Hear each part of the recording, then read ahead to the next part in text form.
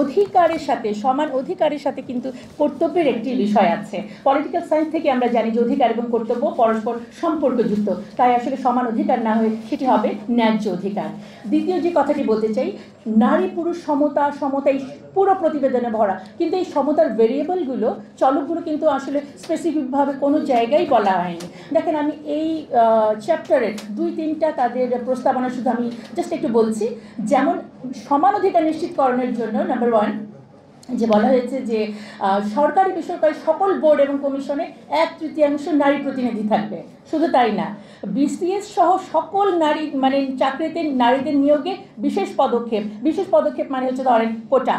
এবং এখানেই শেষ না, সচিব, জেলা প্রশাসক, বিভাগীয় কমিশনার, উপজেলা নির্বাহী কর্মকর্তা সকল পদে প্রমোশন দিয়ে হলেও সমান অধিকার নিশ্চিত করতে হবে।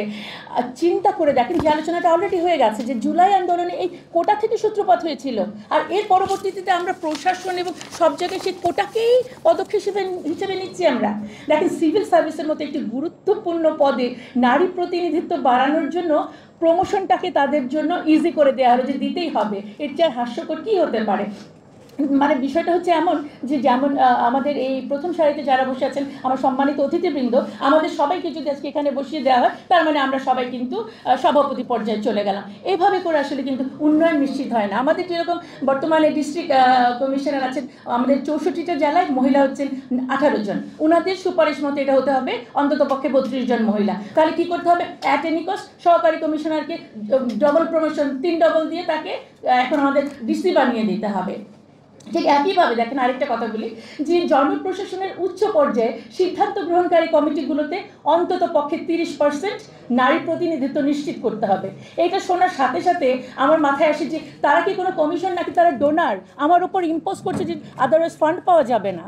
এটা কিন্তু খুবই অযৌক্তিক। এবং দেখেন এই চ্যাপ্টারে আরেকটা আছে যে চাকরির বিজ্ঞাপনে নারীদেরকে আবেদনে উৎসাহিত করা হচ্ছে, এটা লিখতেই হবে।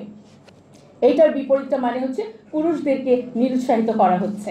এটিকে আরেকটি বৈষম্য সৃষ্টি করার একটি পায়তারা নয়? এবং দেখেন, লাস্ট আমি এটা যেটা বলতে চাই যে জনপ্রশাসনের সকল আইনকে নারী উন্নয়ন নীতির সাথে সামঞ্জস্য বিধান করে ইমপ্লিমেন্ট করতে বলেছে। যে নারী উন্নয়ন নীতি নিয়ে এত সমালোচনা, যেটার এত ঘাটতি, এটার সাথে এটাকে মিলিয়ে করতে বলা হয়েছে, অথচ তাদের যোগ্যতা বাড়ানোর জন্য কোনো ধরনের এখানে কিন্তু সুপারিশ দেওয়া হয় নাই।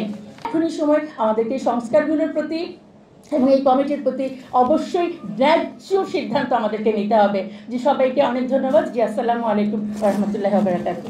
অসাধারণ বিশ্লেষণ করেছেন প্রফেসর ডক্টর শামীমা তাসনিম, আমরা মোবারকবাদ জানাচ্ছি।